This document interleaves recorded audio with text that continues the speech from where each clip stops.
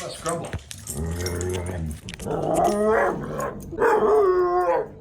Hi, my name is David Coder, and I'm the founder of Doggone Problems, and I'm here to welcome you to your puppy elementary class.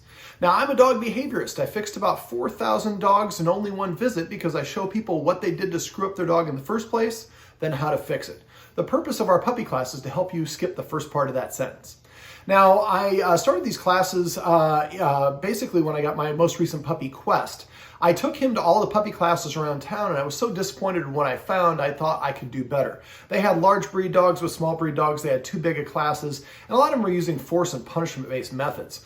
We are 100% force-free here at Doggone Problems. That means we don't use aversive training tools like pinch collars, prong collars, choke chains, shot collars, alpha rolls, yelling at the dog, shaking a can of pennies, spraying it with a spray bottle, all those fun things. Well, I shouldn't say fun things. All those things are forms of aversive training. They used to say that you can't train a puppy.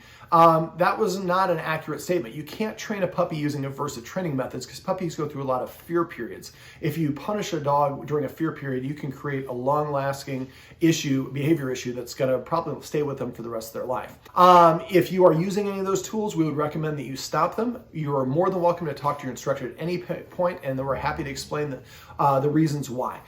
Now, in your puppy class, you're going to notice that we're going to use a lot of treats, and we want to make sure that you are bringing appropriate treats. A treat that your dog really likes, don't use milk bones, pepperoni, bacon strips, or sausages. Those are all 4 of the 5 most popular types of dog treats in America. They also have known carcinogens in them that have been outlawed by the FDA, not the USDA.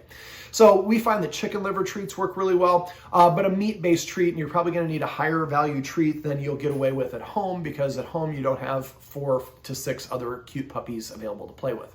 Now, we're going to have a socialization time during every single class. So one of our class rules is we don't let the puppies play before that socialization period. If you let your puppy play with the other puppies in the lobby, you're finding your puppy is going to be barking quite a bit during class, and that's a little embarrassing. It makes it difficult for the class. So please just keep about 6 or so feet of space, and if you need to, move a little bit further away. As for tools we do like, we want you to bring a 4 to 6 foot straight leash. We don't like retractable leashes. They can get in trouble in confined spaces like puppy classes. They also have a tendency to break.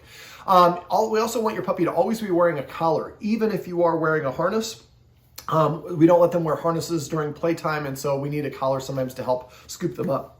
Now, some of you might have a really high energy breed of dog, a golden retriever, a German short-haired pointer, a lab, a Dalmatian. If you do, and you know your dog is going to have a lot of energy in class, you might want to exercise it a little bit before class. Taking it for like a 10 or 15 minute walk, playing a game of fetch for 2 to 5 minutes. We don't want to overdo it. We want to find that Goldilocks amount of exercise so it sets your puppy up for success but doesn't too much. Just make sure that it ends about 20 to 30 minutes before you're scheduled to leave to go to puppy class. If you exercise your puppy and take it straight to puppy class, it's probably going to be the worst behaved that it's ever been. Now, if your puppy does bark a lot, we would recommend that you bring some bully sticks or some other high value items for them to chew on while we're discussing various tips during class. But in class, we're going to be going lesson to lesson to lesson. We're going to have a lot of tips that we're going to share with you. They are also going to be backed up by emails. Now, we recommend that you open those emails, read them, and watch them on a daily basis as they come. We're going to send you over 40 of them, and it's very easy to fall behind. The time that you spend in the first year of your puppy's life is going to determine what sort of adult dog you have for 10 to 16 years. And so if minutes now are literally equivalent to hours or days later. Also, our email system is sensitive to making sure that it's not sending messages to people who don't want them. And so if you don't open the emails, after about 6 or 7 emails in a row that you don't open, it will stop sending them to you. And when it does, it is impossible for us to restart sending them to you. At the bare minimum, make sure you open the emails as they come in. But again, you're going to be much better served if you actually open them, read them, and watch those videos. And we'd recommend that everybody in the home watches them as well. A lot of the tips that we're going to go over are things to help you avoid problems with, and we're going to talk about those in great detail in these videos.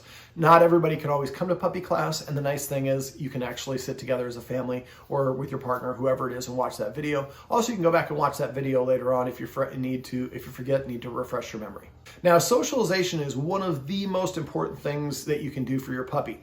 Our recommendation is your puppy should meet a minimum of 5 other puppies every single week. And by puppies, we mean puppies within about 1 or 2 months of your dog's age. You should be, I would recommend that your puppy meets at least 50 puppies by the time it's about 4 or 5 months old. So 5 a week is our bare minimum. That should not include the puppies that you meet in class. We have a private puppy class parents page on Facebook that you get an email with the link to that if you haven't already taken our first class. Join that group, post pictures. That makes it easy for you to set up play dates with different dogs. You need a different variety of shapes, sizes, temperaments, tall dogs, skinny dogs, loud dogs, high-pitched dogs, fast dogs, slow dogs, etc. Your dog needs that variety to develop proper social skills. It also helps with their bite inhibition. So those of you who are getting mouthed by your puppy quite a bit, socialization practice will help with that. Dogs learn more in terms of bite inhibition by playing in an hour with other puppies they do in a week's worth of instruction from somebody like me. So that time is invaluable. You should be practicing going to other people's houses. You should also practice other dogs coming to your house. If you don't, your dog might be territorial if somebody brings an adult dog into your home later in life, or your dog might act aggressive or territorial when it goes to other people's houses. If you take advantage of these developmental cycles puppies go through, it's going to be a lot easier for you the rest of their life. If you don't, you're going to have to hire me or a member of my staff to come to your house. We are expensive. It is a lot of work, and you have to put in the work. Going to someone's house and letting your puppy play with another dog is about the easiest way that you can do it. And our goal is that you hopefully find a couple people that live in your neighborhood, so that way if you go out of town, your dog can stay with them and vice versa, or you can set up play dates that are nice and convenient for you.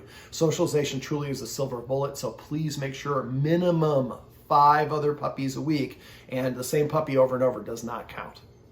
Now, if you've only signed up for our puppy elementary class and you want to take our puppy high school class, contact our booking coordinator ASAP. Most of our clients sign up for all 3 classes at once, and we keep the classes pretty small. So as a result of that, our classes are often sold out 2 or 3 months in advance. And we've had some clients that wait, I want to see how the class works, and then I'll call back after the last week. At that point, we're booked up for 2 or 3 months down the road. It happens pretty often. So if you, after your first class, if you like it, if you haven't signed up for the next class, I would reach out to the booking coordinator to sign up. It's beneficial if you can continue with the same puppies in class, but if you wait too long, unfortunately, we may not have availability for you. So please do contact the booking coordinator if you want to set up any in-homes, or if you do want to get enrolled in our next class. We also have a Canine Good Citizen class and a star puppy class. So there might be other classes you can talk to the booking coordinator about as well.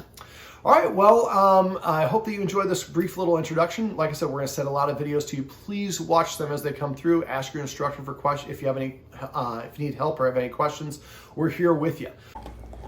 Quest, you are a goofball.